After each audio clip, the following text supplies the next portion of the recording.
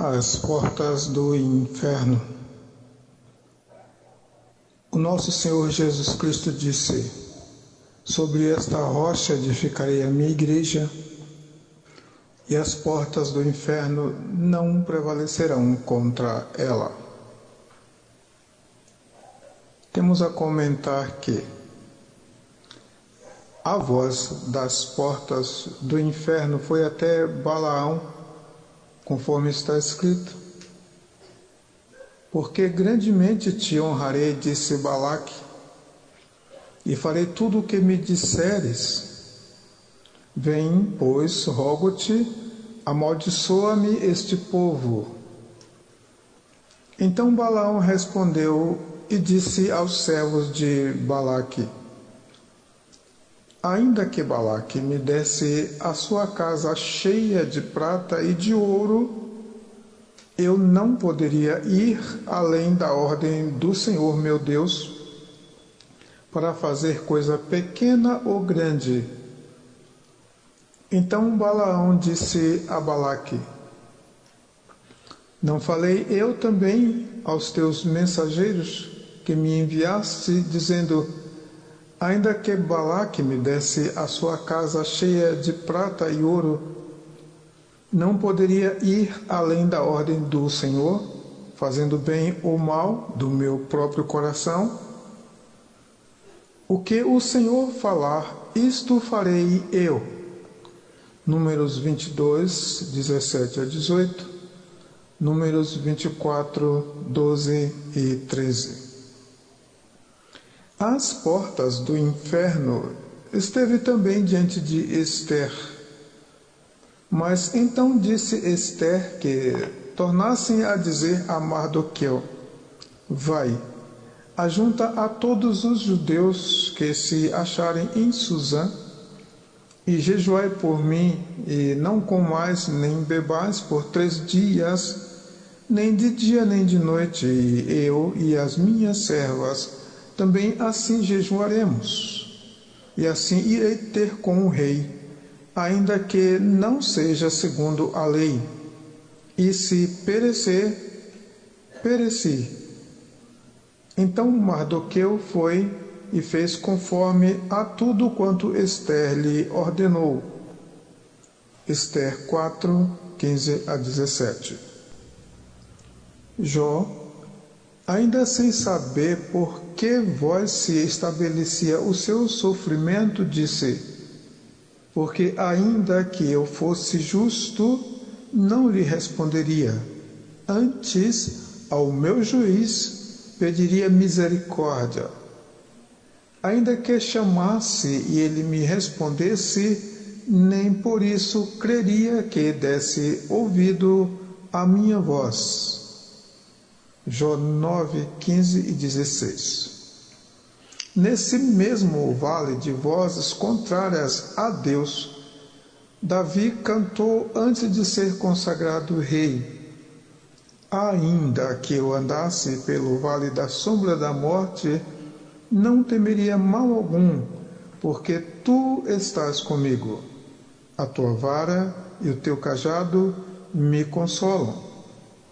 Salmos 23, 4.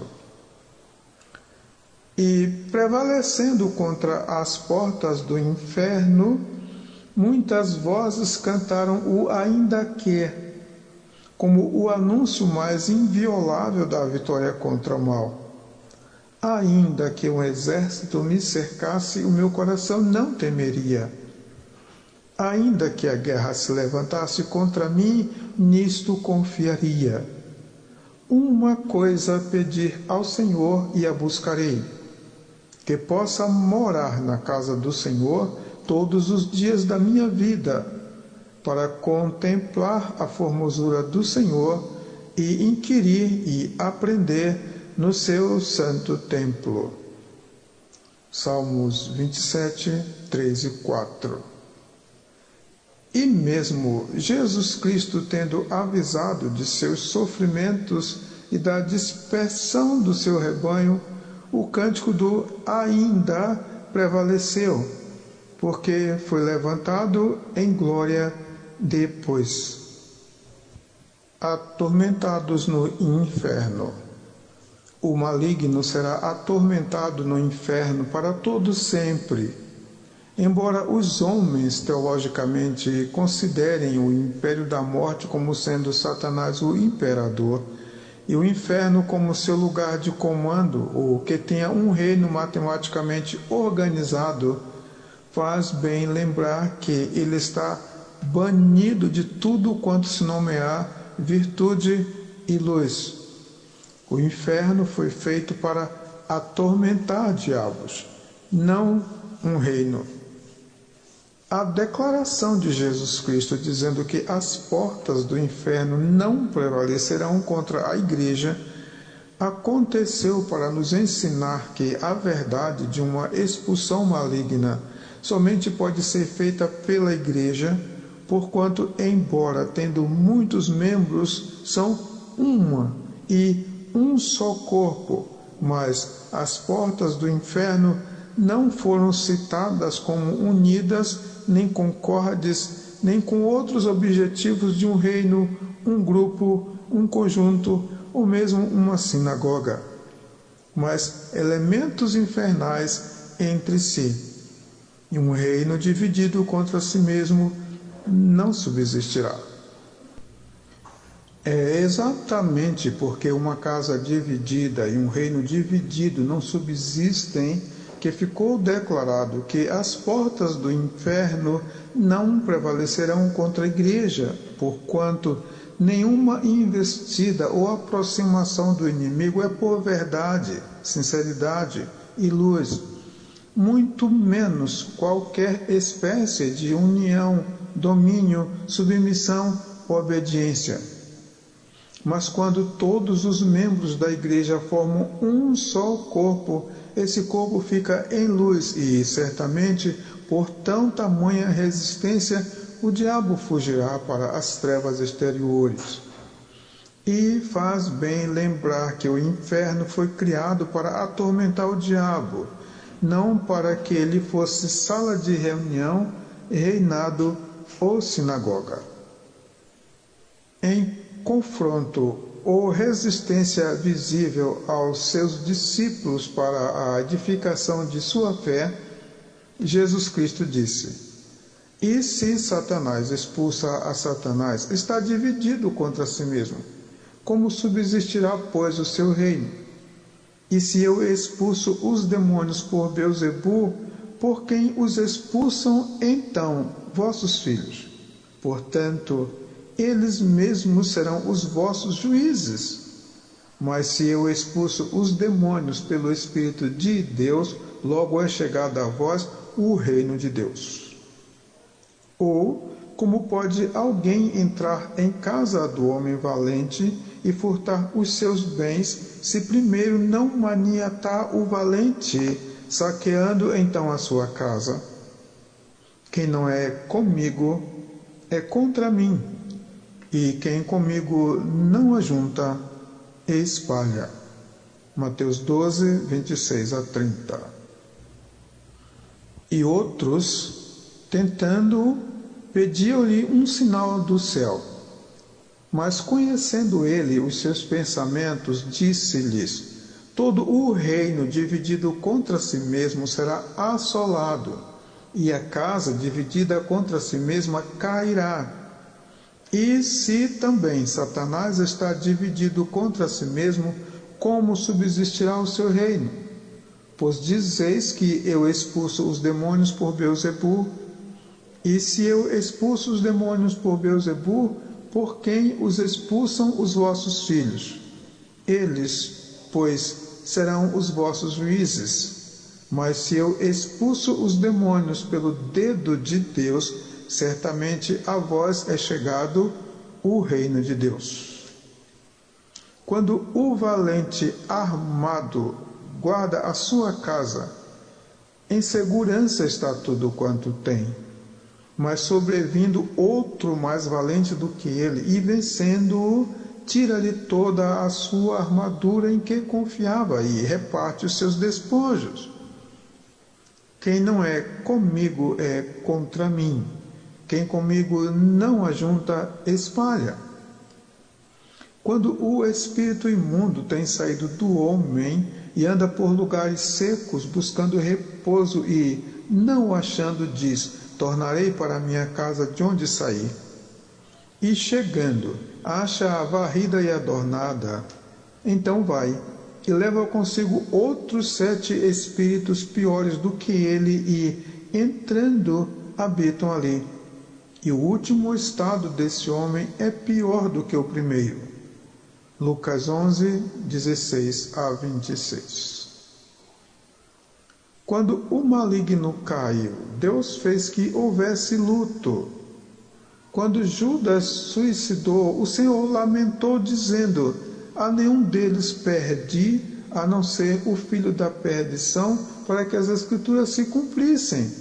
Então, antes que as portas do inferno venham sussurrar contra Deus, é necessário que compreendamos que um Deus todo-poderoso também pode perder, desde que tal perca não tenha mais nome, nem memória, nem descrição, nem elementos forenses que lhe expressem, senão a perdição manifesta no ato de perder. Por causa do entendimento do homem, todas estas palavras. Como se compreender quando o Deus Todo-Poderoso perde? A resposta mais imediata que nos ocorre aparece como uma equação matemática. Perde exatamente porque um Deus Todo-Poderoso tudo pode. Não se perde o que não se tem. Não se perde para si o que pertence a outros. A perda requer valor, ainda que o menor de todos e último de todos os fracionários. Nenhuma coisa passa para Deus, porque Ele está presente no passado, como se fosse hoje e amanhã para nós. É Ele quem faz tudo passar, porque é eterno e além da eternidade, por lhe ser Pai. Deus também perdeu, uma vez que o Todo-Poderoso tudo pode. Perder também é esquecer, extraviar, distrair. Não significa de forma alguma se deixar vencer de algo ou alguém.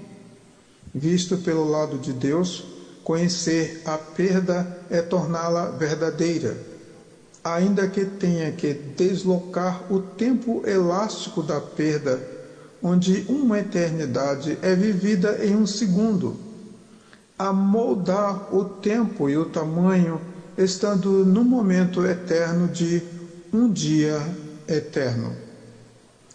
Quando vivendo o Emanuel e verificando que os fariseus usavam de uma vasta liturgia cheia de preceitos religiosos que não interpretavam a vontade e lei de Deus, o nosso Mestre amado ensinou aos seus discípulos para que soubessem o que mais lhe importava, usando as seguintes palavras: os fariseus cuidam até dos dízimos do hortelão e do endro e do cominho, mas esquecem o mais importante da lei: o juízo, a misericórdia e a fé.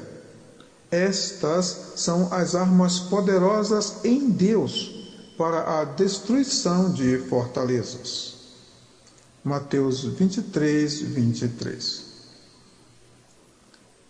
É fundamental e a melhor parte lembrar que, seja o vosso falar sim, sim, não, não, porque o que passar disto é de procedência maligna. Porque tanto o sim sobre sim, quanto o não sobre não, são a luz da verdade, com testemunho do Senhor, do qual o diabo fugirá de vós, porquanto nunca se firmou na verdade. Na verdade, inimigos se afastam, distanciam, se retiram, se alongam e fogem. Eles não vêm senão a roubar, matar e destruir. Vale lembrar que não vem senão é diferente de só vem para. Graças a Deus que nos dá a vitória por nosso Senhor Jesus Cristo, e as portas do inferno não prevalecerão contra a Igreja. Outra lembrança importante é que foi Deus quem pôs inimizade entre a semente da mulher e os afiliados do maligno, para que em qualquer circunstância acima da compreensão humana seja Deus verdadeiro e todo homem mentiroso, como está escrito. Então, quando for difícil ser humilde, que tudo em sua volta lhe construir um trono ou um pináculo de templo, o mais necessário e a boa parte será lembrar-se de que todos pecaram e destituídos ficaram da glória de Deus. Uma das igrejas da Ásia recebeu uma carta do Senhor Jesus bem diferente do que esperaríamos para uma congregação ameaçada e em meio a muitas aflições. Digo-vos que tereis uma tribulação de 10 dias. Sê fiel até a morte e dar-te-ei a coroa da vida. Ora, mesmo que conheças as portas do inferno e da morte, as portas do inferno não prevalecerão contra vós, porque vos matarão, mas é preciosa aos olhos do Senhor a morte dos seus santos. Também está escrito: haverá o tempo em que qualquer que vos matar cuidará a fazer um serviço a Deus. Quando Deus impôs inimizade entre o homem e o maligno, construiu parede, barreira, Babel, abismo, corrente, fosso. Os daqui não podem passar para lá, nem os de lá passarem para cá. Mesmo dentro da mesma rede, no mesmo barco, plantando no mesmo campo e debaixo do mesmo sol ou chuva. Há um escudo que, embora invisível aos religiosos, foi Deus quem os estabeleceu. Há diferença entre o que serve a Deus e o que não serve, entre a igreja e uma sinagoga, mas as portas do inferno não prevalecerão contra a igreja de Deus, mesmo sem aparências humanas ou visíveis aos olhos dos homens. Porque Sião diz: já me desamparou o Senhor, e meu Senhor se esqueceu de mim. Porventura, pode uma mulher esquecer-se tanto de seu filho que cria, que não se compadeça dele, do filho de seu ventre? Mas ainda que esta se esquecesse dele, contudo, eu não me esquecerei de ti. Eis que nas palmas das minhas mãos te gravei. Os teus muros estão continuamente diante de mim. Mas aconteceu que o homem caiu e criou uma cédula impagável de dívidas e culpas, uma vez que a moeda ou valor de pagamento somente Deus possuía. Também, cumprindo a justiça, um homem rasgou a cédula que era contra nós na sua ordenança. Pode uma mulher esquecer-se tanto de seu filho que cria? Sabendo-se que o amor atrai os seus carentes, necessitados, oponentes, concorrentes e anelantes por abrigo, se recomenda a continuar amando, porque o amor nunca falha. É pela força e virtude desse amor que a Igreja fora edificada como coluna e firmeza da verdade. Quanto à aparente força da morte, já somos entregues à morte todo dia. E uma vez que entregamos as nossas vidas a Ele e já lhe temos seguido a caminho da cruz, há de se ver. Tanto perfaçam 40 dias de tribulações, como 10 dias de perseguições até a morte. Deus sabe o que é morrer. Deus sabe o que é ressuscitar. E disse contra todas as nossas portas e todas as portas do inferno e da morte: aquele que crê em mim, ainda que esteja morto, viverá. Porque não chegasse ao monte palpável, aceso em fogo, e à escuridão, e às trevas, e à tempestade, e ao sonido da trombeta, e à voz das palavras, a qual os que a ouviram pediram que se lhes não falasse mais, porque não podiam suportar o que se lhes mandava. Se até um animal tocar o monte será apedrejado ou passado com um dardo. E tão terrível era a visão que Moisés disse: estou todo assombrado e tremendo. Mas chegasse ao monte de Sião, à cidade do Deus vivo, a Jerusalém celestial e aos muitos milhares de anjos, a universal assembleia e igreja dos primogênitos que estão inscritos nos céus, e a Deus, o juiz de todos, e aos espíritos dos justos aperfeiçoados, e a Jesus, o mediador de uma nova aliança, e ao sangue da aspersão, que fala melhor do que o de Abel. Hebreus 12, 18 a 24. O caminho aberto pelos seus passos.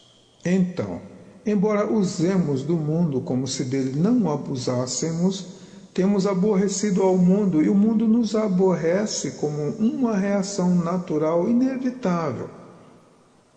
O salmista anunciou a maravilha de a justiça ir adiante da salvação e a misericórdia e a verdade se encontrarem. A verdade brotar da terra e a justiça olhar desde os céus. São figuras antagônicas diante da justiça humana, mas é um retrato falado da igreja invisível, lugar onde Deus faz seu templo e sua morada para sempre. O céu e a terra passarão, não somente pelos seus abomináveis e malditos marcos, mas até que a sua beleza extraordinária e o poder do homem sobre o homem passará, para que na coisa nova que Deus há de fazer não caiba nem mesmo a lembrança das coisas de aqui. É como se fosse possível ao homem olhar para a igreja e, ao vê-la, imediatamente abominar-se a tudo quanto há aqui na terra, e a sua lembrança eliminar-se a realidade terrena, como está escrito: vaidade, aflição de espírito, correr atrás do vento. Jamais se lembrarão das coisas passadas, nem mais se recordarão, diz o Senhor. Igreja é já assunto celestial. Certamente que a salvação está perto daqueles que o temem, para que a glória habite na nossa terra. A misericórdia e a verdade se encontraram. A justiça e a paz se beijaram. A verdade brotará da terra, e a justiça olhará desde os céus. Também o Senhor dará o que é bom, e a nossa terra dará o seu fruto. A justiça irá diante dele, e ele nos fará andar no caminho aberto pelos seus passos. Salmo 85, 9 a 13. Sobre esta rocha edificarei a minha igreja, e as portas do inferno não prevalecerão contra ela.